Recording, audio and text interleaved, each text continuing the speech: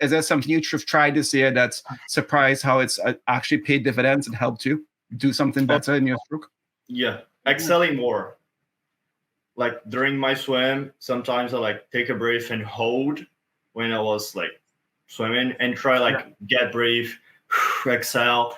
And this helped me a lot, makes my stroke much easier and my 100 is much easier. I felt like, oh, that's actually works.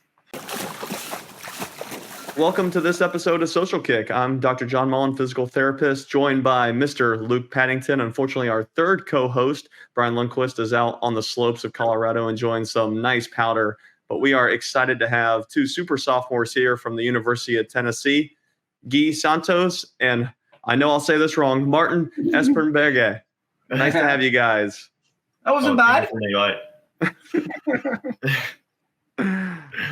All right, guys, so we're going to just first start with some rapid-fire audience questions, okay? So someone you guys may know well, Mr. Josh Huger. We had an episode with him. Wanted to know, Guy, what's your next tattoo? My next tattoo, because I have this sleeve, I have this whole arm. And my next one, I think I'm going to start the other one with the Olympic rings. Oh, no, we're going to do some Olympic rings on the face or something like that. No, thank you. I appreciate it. It's one of my mom's rule. My mom said, you can have tattoos like everywhere besides neck and face. Guy, we had Flo Manadou on recently, and we asked Flo the same question. And so Flo brings out a book of all the lists of all the tattoos he wants to have, okay? And he talks about it. And then I said, well, do you have an Olympic rings? He goes, no, I don't have an Olympic rings because my dream was never to be an Olympian. My dream was to be an Olympic champion. I was like, dang, there you go. That's that. But my dream is to have Olympic rings. So I'm with Yuki. So yeah. I'll get mine. Hope so. Yeah, we'll get there. So we have another question from Josh. Martin, have you heard any good little Mabu music? Not really, but I'm still into rap more. But Lil Mabu is more like short rap, and it's a different type of rap than I'm currently listening to. But it's definitely. We'll give Josh some new stuff. What's some new rap you've been listening to? He needs some new music. 21 Savage, new album. I like a couple songs from there. They're pretty good, but more like the older rap songs from Metro Booming. More like those songs, type of songs. All right, excellent. Now, one more audience question here from Adam Fred. He wants to know, what yardage do you guys do on an average double? So I assume it might be a little different for you two. I'm assuming Guy's not doing 200 fly sets. So Guy, start first. On doubles, I'm not 100% sure because my practice was on Friday, I think. I swam 6.5.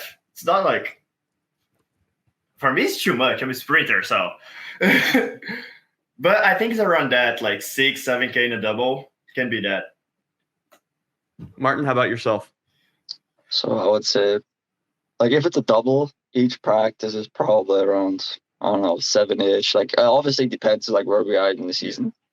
But I would say definitely Monday we double. I was definitely more over 12. Yeah. And Tuesday the same thing. We double again, so I was definitely also over 12. So we keeping it not high, but like definitely maintenance high. What's your feeling about that? Because we had Andrei Minikov on, and we asked him what's his favorite fly set. So Andrei's a 50-point flyer long course, and at the time his favorite fly set was 425s. And then he says he's now in the D and mid D group at Stanford. Yeah, exactly. And he says he's enjoying and loving doing 3,000 for time, 3 1,000s. And we were like, wait, what? Why? Why does that help you? But we saw the duel. Minikov just went at 138, do you know? And it's paying off. What's your opinion on doing this sort of like a lot of yardage or this like solid mid-D work? What's your philosophy on that, Martin? What works for you? Because we've seen amazing gains and improvements in your 200 fly in the last few months. Unbelievable. So freshman year, I've done like all the whole time in the mid-D. But I feel like sophomore year, I got put. Like we got a new coach and he coaches more like the 4 a.m. group. And that's where I fall into it now. And on Tuesdays mornings, we're with the the longer guys, like with the milers, and I feel like that also definitely benefited me in some way, that I'm just doing, I don't know, like 400s freestyle on red, or like 100s. Like, I definitely agree with that approach, but also there's definitely other approaches that you can do. But yeah, it's like basically for me, Monday and Tuesday are the hardest days. Like when I have those 2 days over, also school-wise, those are the hardest day. The week is already done basically for me, because those are like the threshold sets we do and the more yardier practices. And like later the week, like Wednesday is more like race orientated, and Friday as well, and Thursday is more like kind of recovery, and Saturday we don't have that many Saturdays, so it depends what are we doing basically. Does that give you confidence? So you went 154 twice in season. In the last couple of weeks, you came from the school of bulls, which is renowned for their mileage. The other Austrian swimmer I know is Felix, and he's a serious demon in mileage. Does that kind of work give you confidence to know when you shave and taper, you're ready to go? Well, apparently for my coach, I don't need a taper. I just need to drop taper. So like, what we do is like, for what we did for US Open is like, well, for the invites, we did like, I don't know, we went like for the last 3 days light, and that was it. And for US Open, we just kind of tried to stay as light as well. So yeah, I would say taper, it's a hard topic apparently for me, but I would like to taper sometimes. It's nice, Can dream a taper. Yeah. Like I'm sure Gui is gonna start tapering pretty soon. Well, not more like, I hope so. Yeah, for SECs, but probably not as hard as for NCAAs. And I'm like, just still keep going till I leave for the Worlds. Wow. So Gui, I was going to ask Gui, what's your opinion on this? What's your feeling on this? Because, there's John and I are both sprinters, so Brian, and, taper season was amazing, and we'd always be the first to taper. When you see Martin punning on that yardage in the other sets, and you're doing 425s on 10 minutes, max speed or what have you, which is also extremely hard. What's your feeling on the taper season, putting in the work, swimming fast in season like Martin is doing? Talk about that whole philosophy, what works well for you personally. No, yeah, this season was really good. Like when the last dual meets that we had, I was feeling a little bit heavy, but my times wasn't bad. So I think that can be good when I start tapering and feeling light, swim faster.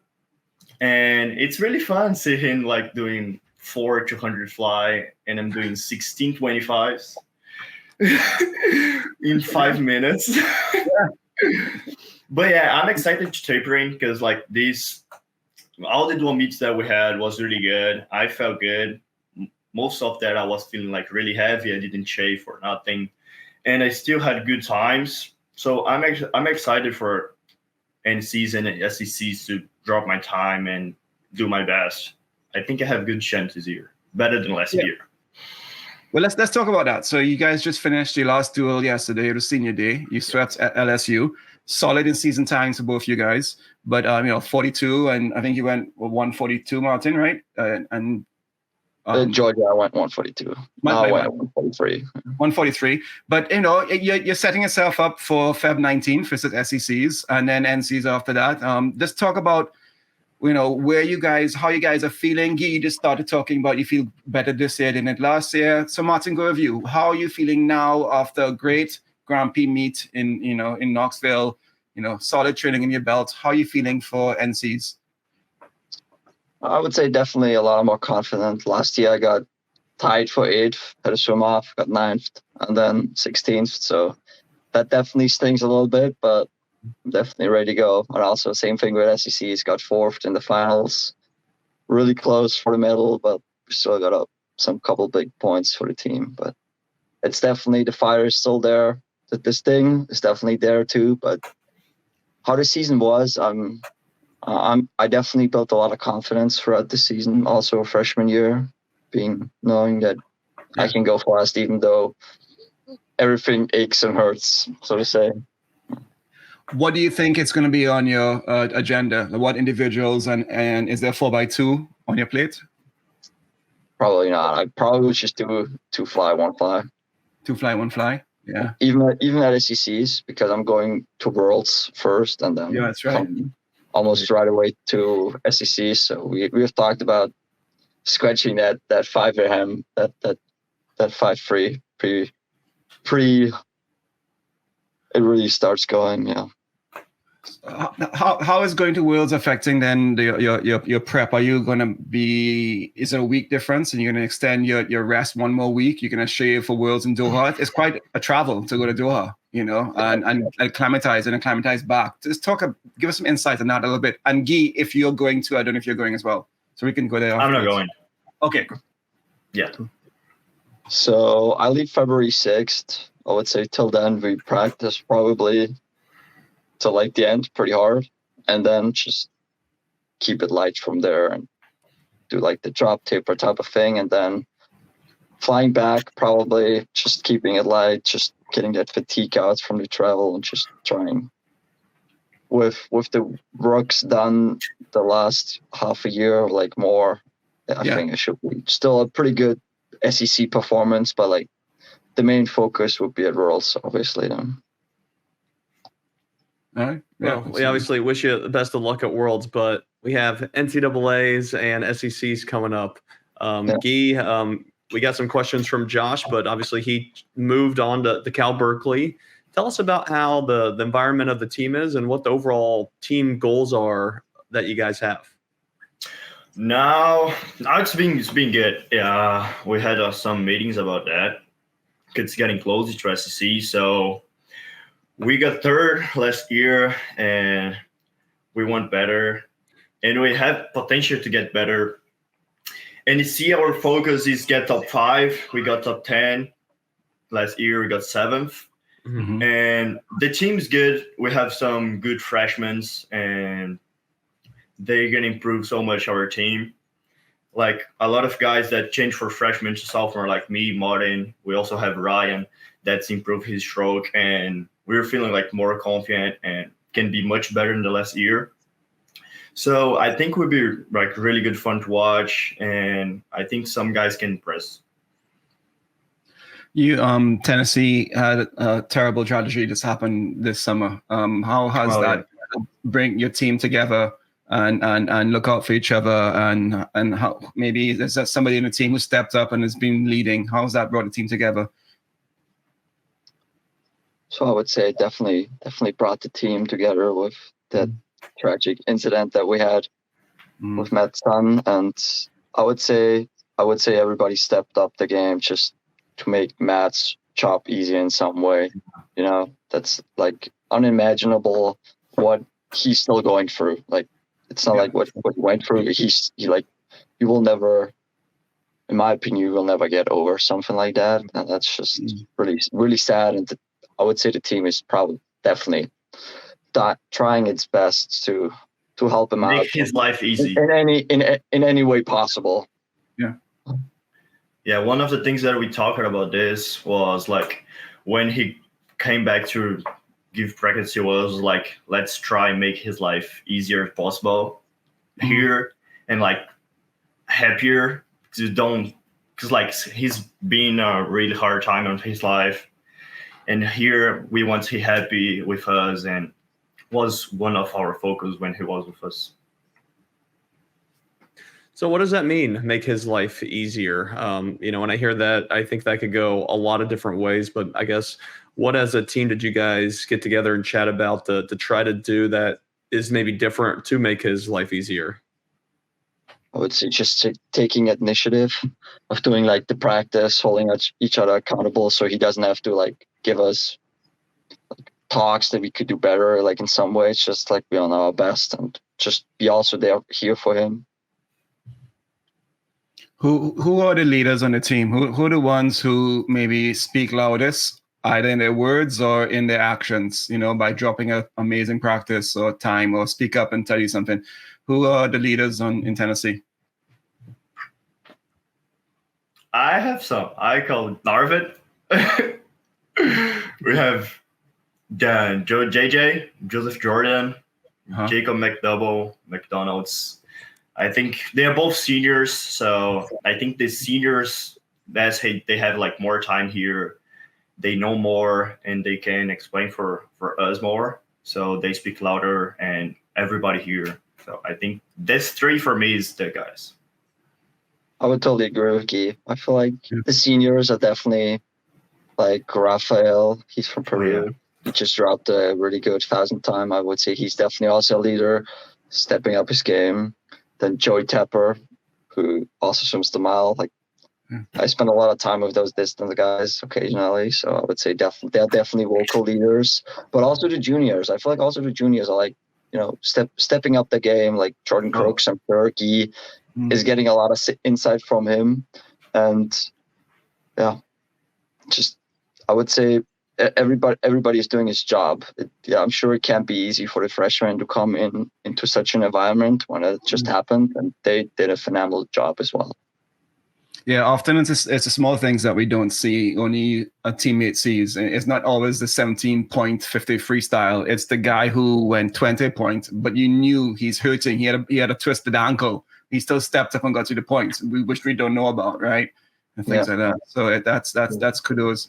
And what about the coaching stuff? How's the coaching staff been with you guys this year? Have they changed anything? Have you guys done anything different as you're getting ready for this championship season?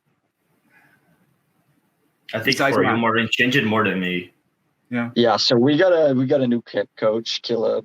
I think Lawrence. I might be wrong there, but I'm pretty sure it's Caleb Lawrence. So he took over, like he's coaching me basically, and he took over like the mid-D group in some extent. Like we split it off in some groups, like milers, then women's sprint-ish, and middle women some way. Yeah. And then Rich Murphy took the men's spring group, but also I think also some women. Like I don't know how they did that, but I'm quite sure that definitely a lot of thought went into that process. Yeah.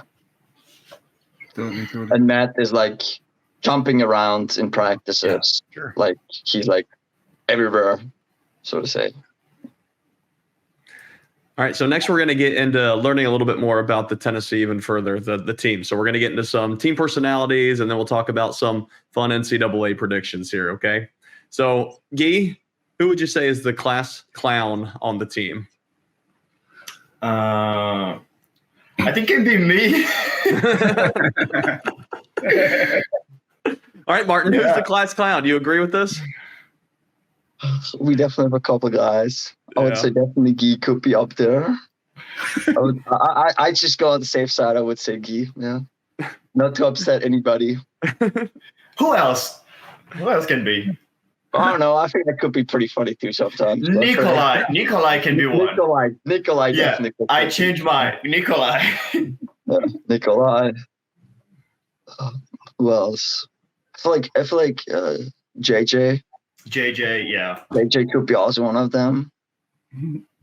Joaquin occasionally. We definitely have a couple guys who I like that. Go around in circles, All right, Martin, who's most likely to start $1 billion company? That's a hard question. I would say if I would go after like who's one of the smartest, probably is the most knowledgeable about those things, I would say Joey Tepper for sure. Guy, who do you say? I agree, Joey. He's really smart. Yeah. All right, Guy, who's most likely to be late to practice? Nikolai. Come on, Nikolai. Not making Trinidad proud. Martin doesn't know this, but Nikolai went to my elementary school. He went to my high school. He swam for the club I swam for. His coach was my coach. Come on, Nikolai. Is he on island time, Luke? Is that what's going on here? Yeah, it is. All right.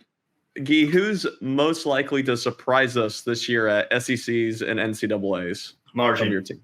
It's RC side. Martin, who do you say? You agree? Is it going to be you? Bro, you're fine. Say yes. You're not going to be like rude. I would say, you can say it. well, I feel like there are other people out there who would be definitely surprising us more, because for me, I basically only have the 200, you know. So I would say Flynn,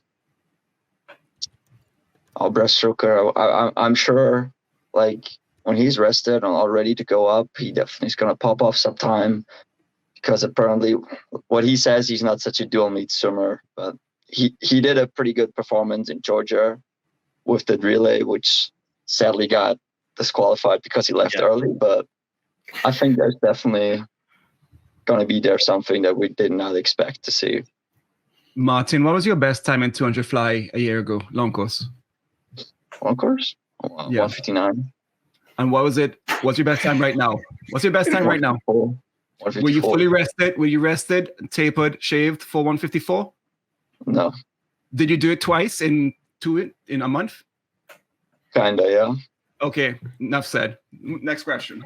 I'm right. Case in point. All right, moving on. Martin, I know we talked about a few of the seniors and captains, but when someone does do something that requires a tough talk, who would you say is like the number one team enforcer?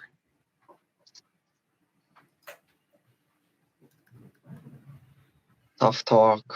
I would say it depends on the topic. What is it about? Like, I feel like some guys would be fitting for other different topics, but like generally, I would say maybe Jake Narvid is the general person, but like it depends. It depends strongly on what topics. We also have Harry. Yeah, Harry too. All right, now Luke's going to get into some predictions and fun for the actual NCAA meets. So often we have swimmers on the show who know swimming and are swim nerds, and swimmers who don't even know what the world record is in the event they swim, which happened recently. So I'm hoping it's the former of you two. All right. First of all, what time wins the 100 back at men's NCs? Come on, Marty, we can do that. Let's just do 43 low. All right. What about the women's 100 back? Women's? Women's. Doing the women's. That's a hard one. I have no idea about this. I don't think they're under 50 yet, are they? No. Didn't Gretchen go 48? 48. Yeah. Oh, damn. Oh, never mind. Scratch that. Okay. All right. Well, let's go ahead. What race are you most excited to watch at men's NCs? I would say I'm a bit biased there. I would say the 53. Martin 53. Okay. Yep. 200. Gui and JC going at it, and possibly Nikolai, maybe. Oh, nice. I want to watch the 200. Yeah. 200. Who in the 200? I have a guy, Kaique from Brazil, that in the Bama, we have a dual meet against Bama, and he did a really good job. And I want to watch. Nice. I like that. Okay, so you guys are both from Brazil and Austria. You grew up swimming short course meters. Do you wish that NCAAs was short course meters in Olympic year? It used to be. Really? Yeah. In 2004, 2000, it was short course meters. And that's when world records were therefore able to be set at NCAAs. Oh. Interesting. Do you guys wish that? Yeah. Do you care? Do you wish you were short course meters? You want to take it away, Gui, or should I? It's you. How are yours? I would say making it just for 1 year short course meter will not impact it as much as just making it short course meters like all the time. So I like me personally, I wouldn't see the benefit for the Olympic year. Like there definitely will be some, but not some big exponential benefit. But I would say what Americans are really good at is definitely turning. Like you can just, like a long course, you can just see it. Like they get in and out. That's just the sole benefit of swimming yards, where it just basically talks about turns on the waters.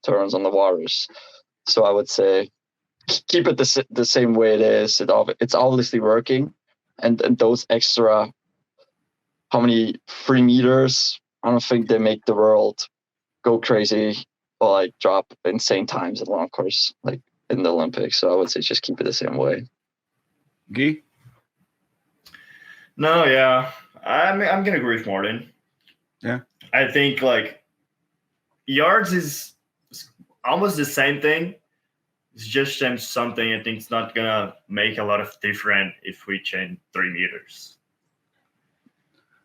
And what about selfishly then? When you go home and you tell the news that you just went a 137 200 fly, or you just went a 17 653, they're like, I don't care. I don't know what that means. Yeah. Whoa, you broke the world record by 3 seconds? Exactly. All right. What race are you most excited to watch at women's NCs? Hunter Beck. They're gonna break 50. I'm not a fan of backstroke. I would say also the 53. I would say it's the most exciting race. It's like short, even though it's not assuming anymore, but like still. The 53. 200 breasts. 200 breasts. Yeah. Mona. Oh, I want to watch Mona. I like that. Yeah, you see, often it's not some record-breaking performance like somebody splitting a 19 points. It's the care and your friends and people excelling that you want to see do well. So I like that, Guy. So other than Tennessee, what team do you think will surprise teams at NCs in men's? I can say from the dual meet that we had now, the Georgia guys fast. They're fast. Yeah, So Georgia. Martin, you agree, Georgia? All right, Definitely so something I want to charge for. I want to get into 2024 then for both of you, and you got the NCAAs coming up, but you also have Paris qualifications in swimming. Guy, let's talk with you first. What's your plan for the next 6 months? What is the Brazil qualification process like? I know it's different to Austria.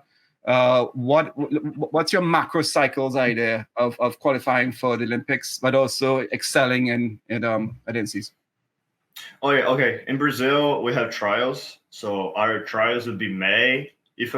I think it's May 6th, May 11th. Mm-hmm. And I'm pre-qualified for the Olympic Games. We had this in Brazil, but I still need to make the trials, and I need to make finals. So if I make finals, and 2 guys that swim finals with me do the A cut, and I got like 3rd, but like they're not faster than me. They go and I don't, so I still need to swim fast. So the plan for this is go to trials, do my best, and like 100% qualify for the Olympic Games. And after the trials, I'll go back to US. I'm not going to stay in Brazil. I'm going to come back here to practice during the 3 months that I have. All right, so let's break this down. So you're talking about the 100 free. You're talking about you pre-qualified because you went. I know you've been 48.2 recently. What time is it? And then you set to come top 2. Break it down to more detail for us. I swam 48.0 in Pan Ams, so that's my time. Yeah. Okay. So in trials, what is the A cut for the 100? Sorry. You don't know that? Let me think. I would say 48 low. I'll say 48 low. Yeah, definitely around there, remember. 48.3, it looks like. 48, okay, 34. 48.3. And I have 48.0. So if on trials, 2 guys swim 48.2 and I swim 48.3, these 2 guys go in my place and I don't go to Olympic Games. I got you. So, yeah. What about coming top 4 for a relay as well? If you get top 4, you go to a relay. But I want to swim the 100. Mm-hmm. I hear you. I'm excited for that. Who else does Brazil have that we don't know about in 100 free? We have Marcelo Cherubini. That's pretty good. Pedro Spaggiari. Gabriel Santos. Oh, yeah. Vitor Alcara. He's almost 1 year older than me. I think he was in my relay in the Pan Am. So I think we have these 4 guys plus me. So would be a fun match. Would be really good. No, I'm not going to get Bruno to do another 100? No, I don't think so. To be honest, I don't think so. He's working up his aerobic for the 50, right?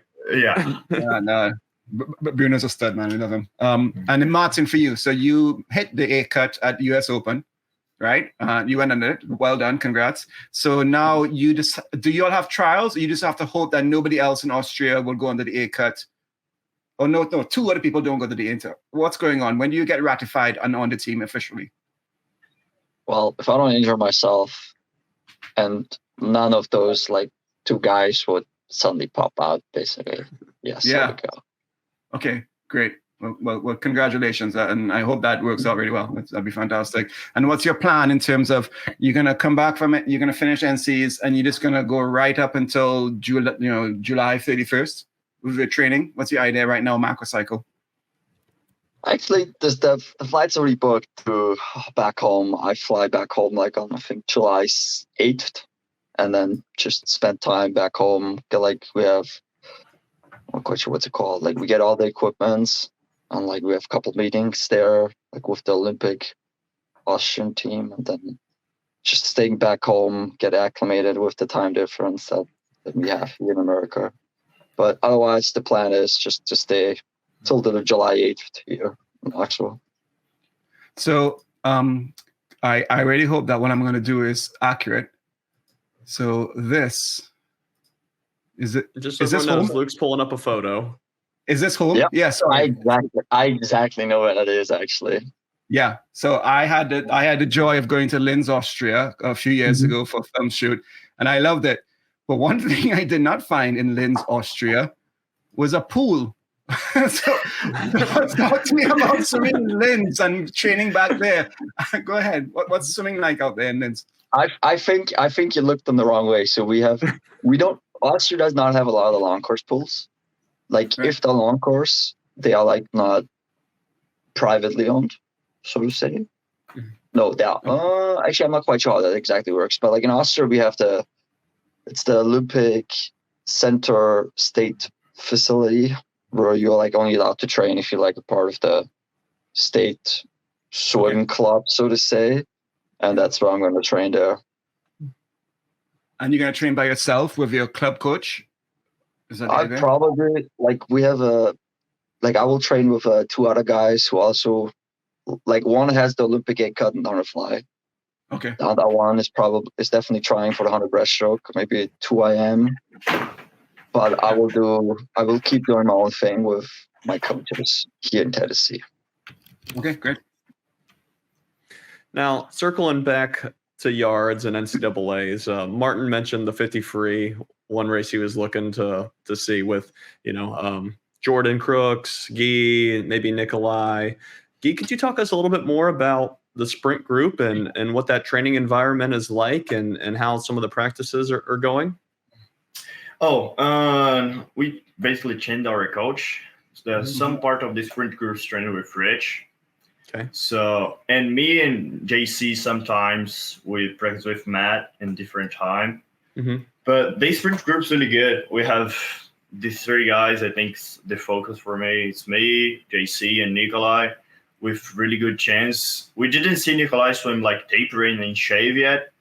So I'm excited to see him doing that in yards. He improved it so much, like turns, starts, his dive, and underwaters.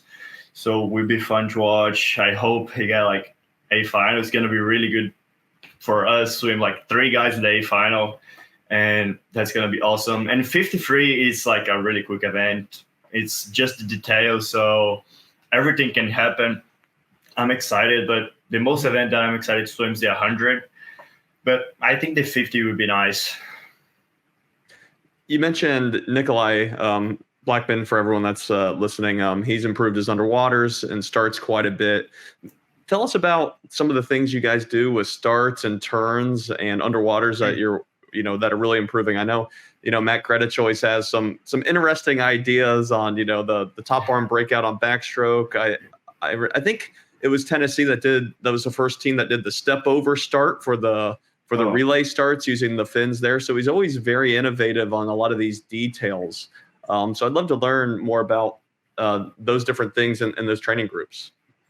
It's one of the things that I most focus, like when the practice is gone, if you look to the side of the pool, the last lane, probably I'm there doing like 50 starts by myself. Mm-hmm.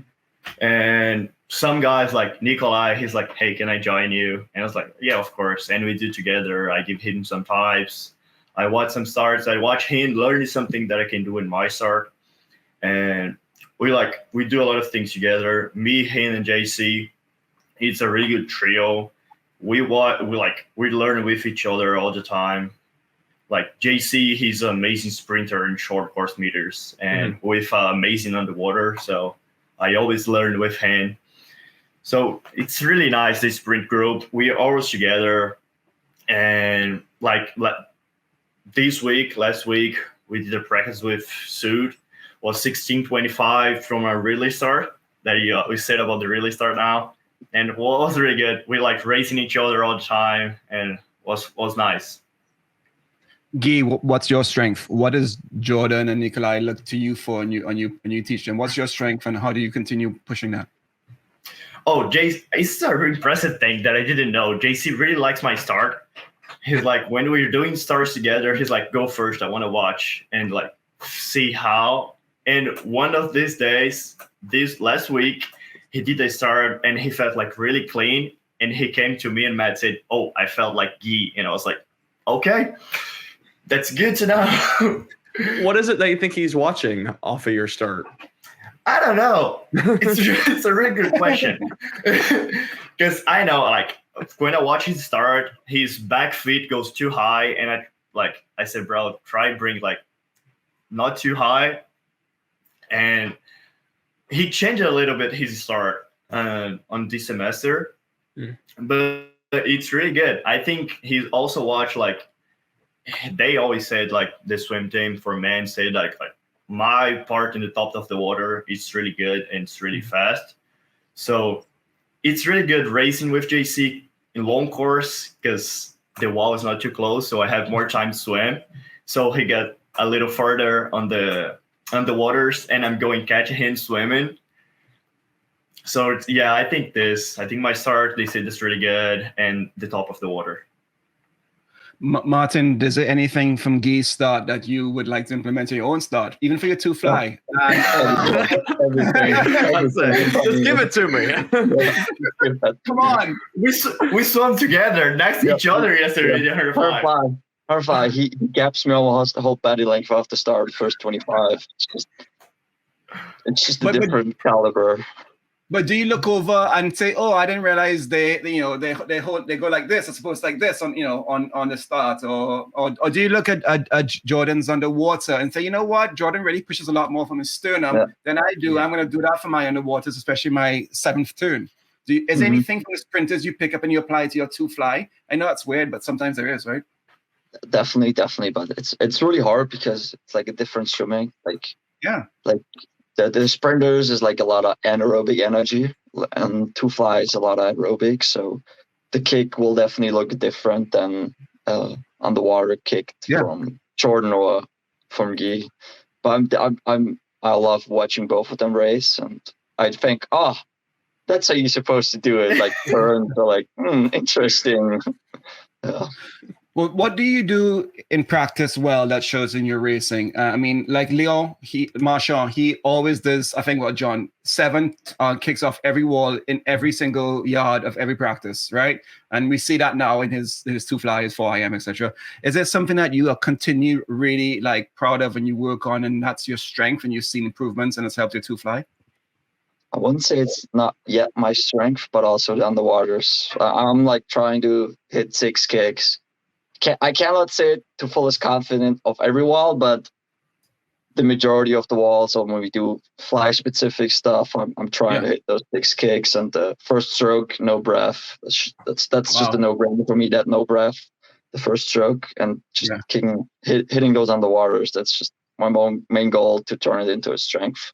I've definitely come a far way, but still really far to go for those underwaters. Yeah, Martin, we talked about your improvements. 159 to 154 is, unfathomable for a lot in one season. Kind of leading up to those 154s, do any sets come to mind where you're like, man, this is clicking? Like I'm going a lot faster. Does anything stand out? So in the summer we did like a lot of 75 pace long course. Okay. And I was hitting like, I don't know, 43s on those months. And we had like a sheet was like saying, oh, that's like a pace for 154 and 155. I was like, yep, that's exactly where I want to be. So definitely those stats definitely helped me. And I couldn't deliver so at Worlds. So that was definitely also a little sting. But yeah, those set 75s. Also, freshman year, we did a lot of yards practices where we had like 150s efforts off the block, which were also really tough, getting beaten by all those guys in underwater, just cranking swimming basically. Yeah. And Guy, a similar kind of question. What's one thing in practice and training that you've tried and you're surprised how much it helped? You thought it was crazy, like, wait, why do I need to swim like this? Oh my God, it really helped something. Is there something you've tried this year that's surprised how it's actually paid dividends and helped you do something better in your stroke? Yeah, excelling more. Like during my swim, sometimes I like take a breath and hold when I was like swimming and try like get breath, exhale. And this helped me a lot, makes my stroke much easier and my 100 is much easier. I felt like, oh, that's actually works. It's interesting to do that because I don't feel the fatigue so much. I don't feel like I'm holding the air like, oh my God, I'm going to pass out. Not that it's like walk. When I'm swimming, I'm like, okay, I need to breathe like normal. Yeah. Because, and like exhale more, like take a breath, exhale. And I felt much better when I did this. I think one of the things that I'm improving. It's something that I tried to do in my silly master's career that I learned from the Auburn Sprint guys. They would do, and John, I'll welcome you to talk about this. They would do, say, 825s, not on a time, but on a breaths. So 825s all out, and you're allowed to take 3 breaths, and then you have to go. So you can take as long as you want, but they really just got to the wall and they just focus on lowering the heart rate, belly button in, belly button out, these deep breaths, and then go again. And that was a training they did. And I like that idea, 3 breaths only, but you could take 15 seconds to do that, you know? And it was a really good mental game. Is that what you're talking about? Just learning how to really clear O2 and the CO2, sorry? Oh, yeah. To feel like more relaxing during the race, still with the fatigue, like don't get like nervous or something like that. Like, oh my God, I'm getting the fatigue. I'm going to be tired. And like try relax, try exhale. And I felt much better when I did this because last year I didn't do that. When I turned the 50, like I was dead. The fatigue was like, man, we're not gonna finish the 100, guy. Let's stop here. And now I can do much better. And this season, sorry, and this season I swam few 200s. It was interesting and helping my 100 a lot. I don't like swim 200, but I know it helps. And I'm assuming you don't breathe for your 50, yeah? How do you feel how do you feel under the flags on the wall? Are you like, oh my God, I'm feeling the breath, or are you comfortable? No, I'm comfortable because I can hold my breath on long course as well. So in the yards it's much easier. And Martin, same for you. How are you managing to not only do 6 kicks, but 6 proper kicks and a proper first stroke before you have to breathe? Not like, like how you meant to maintain that breath. What are you doing in your training? Is it a mindset thing? Is this your badass? What have you done? Yeah. Oh, it's definitely something what Guy touched on. It's like exhaling while you do the underwaters. It's not like you're not trying to do like cut off your breathing, you know what I mean? Like you don't just fully stop. Well, you don't breathe underwater, obviously, but like you don't stop the breathing process while you're underwater. Like you still exhale while you kick, and I'm like while you underwater kick, and I'm sure I'm 100% confident that definitely helped me, and to make those 6 kicks at that first stroke, no breathing, definitely easier. We need to talk about the 6 kicks because I also need.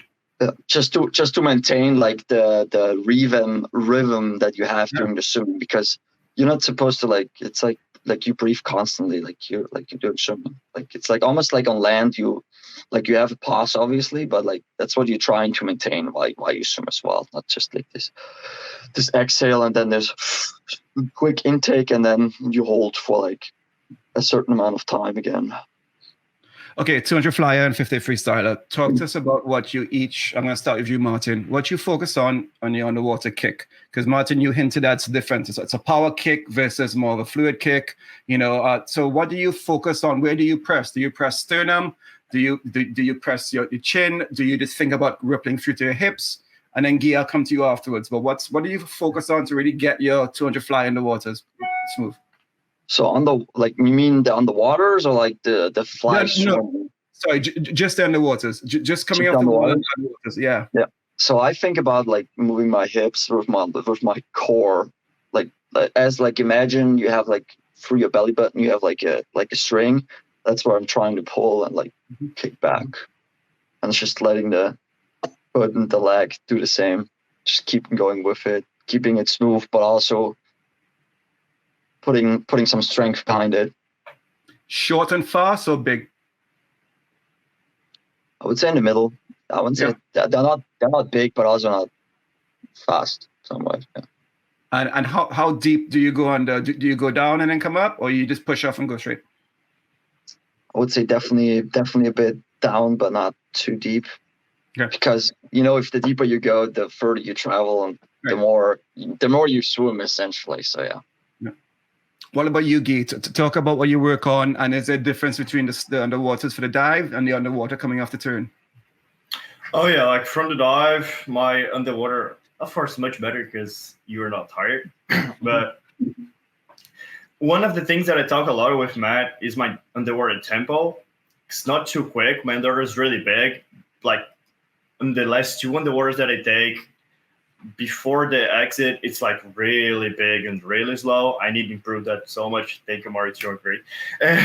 No, I'm just saying that same problem here. Like the last kick. No, yeah. And the last 2 kicks like really big and really slow. I don't know why. But my underwater, I try, as Jordan teaches me, if he teaches me right, use my whole body, like on the top of my hand to my feet, to do all the thing, but I use more my core. And yeah, I think it's these 2 points. Yeah. How are you maximizing the movement from a fly kick to a flutter kick? So how are you going to boom, boom, boom, and then what are you thinking of that? To be honest, I'll be 100% honest. Caleb Dressel. I watch all his videos and he does it really good. I learned with him on the underwater kick that he does. He does the underwater with like start a stroke, and I started to do this, and I feel like really good because I do the less of the water, I do the stroke, and I'm like already on the surface, so it's easier to start the floor kick. Yeah, gotcha. I like watch other swimmers in like learn with. All right, guys, we're going to finish up with some rapid fire here. So, Martin, what's the hardest race in swimming? or a mile. Probably run on those 2. Gui, what do you think? 2 free, easy. Gui, Olympic gold or world record? Olympic gold. Martin?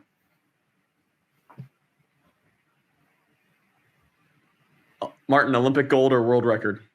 Olympic gold. Sorry, I didn't hear you there. All good. Olympic gold all the way. It's just nobody can take it away, basically. Like, yeah, the world record is really cool, but it's the Olympic gold. Yeah. Martin, do you pee in the pool? Of course, everybody does. Yes. Gui, is it okay to wear clear goggles? No. It's weird you look at people's eye.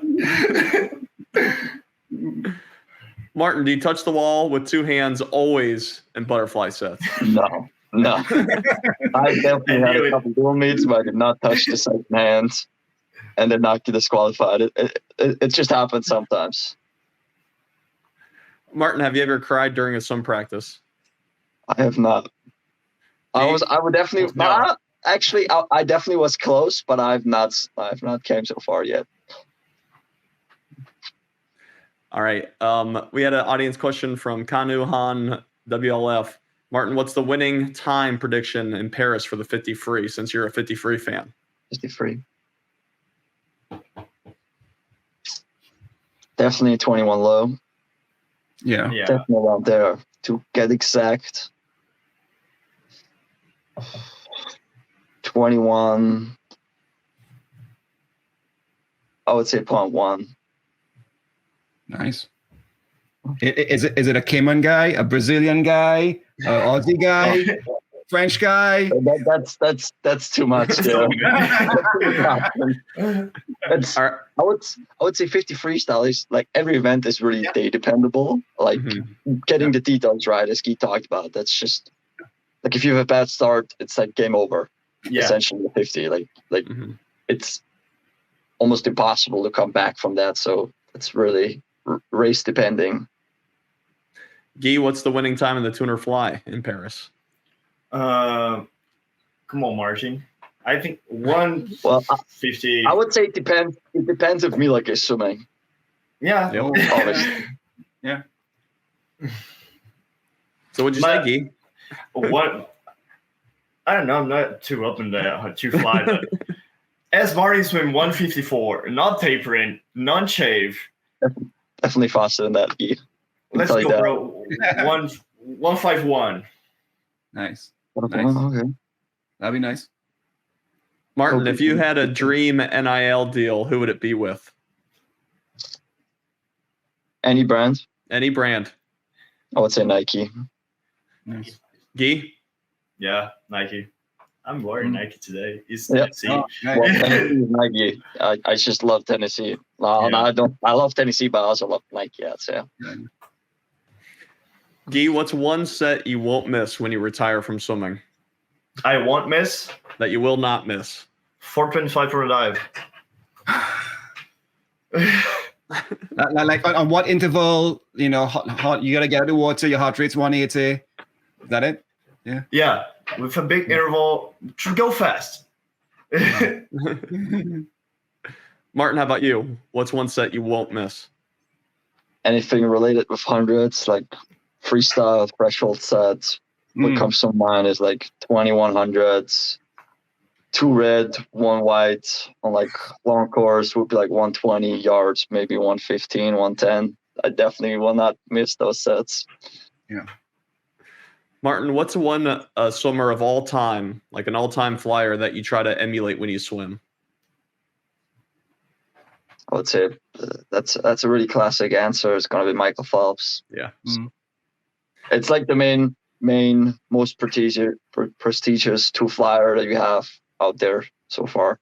Definitely Milak was getting there, but with the issues that he has having lately with his mental health, it's just, I would say those 2 would be my answer if I could pick 2, but Michael Phelps is definitely the first option so far. Was it how he drove his chin across the water? Was it how he finished? Was it how he kept low? What is it about his stroke that you fell in love with? I would say the entry. He has a really, really funny entry. He like entries like this. So that's really interesting because I don't think you see that really too often to entry like with your arm. It's like I would say entry is really good and just how quick he catches the water in his fly stroke. Guy, you watch a lot of swimming. Which sprint freestylers do you try to emulate? Oh, I have 2. As I said, Caleb Dressel and Cedar Cielo. Yeah. Awesome. That guy. Yeah. All right, last question. Do you guys social kick? I love social kick. I'm more like I don't mind social kick, but I'm not the biggest fan of it because I want to get to work. Like I want to get stuff done. You know what I mean? Like I got a place to be after practice. Like I have a pretty busy major, so Yeah. I got to be in and out of the pool basically. Martin's the guy that kick on his back. He don't want to talk to anyone. Not all the time, but majority of the time, I would say. But we see a lot of potential. I was going to say he's got 21 Savage in his head going, so he's got people to talk to there. All right, Martin and Guy, we'll end it there. Thank you guys so much for joining us. We wish you the best of luck moving into SECs, Worlds, NCs, the Olympics. Important year here in 2024, but thanks again for coming on the show. Yeah, Thank you for having us. Thank you for the invite. Of course, guys. And once again, this is Social Kick. You can follow us at Social Kick Swim, and you have a good one, and talk to you next time. Cheers, guys. Cheers. Go Wolves. Hey, everybody. Thanks for hanging out with us. If you're enjoying Social Kick, tell your friends about it. And be sure to tell us what you liked by leaving a comment. And subscribe wherever you get your podcasts. Follow us on Instagram. Please subscribe to our YouTube channel, The Social Kick. And you can find all of our content on our website,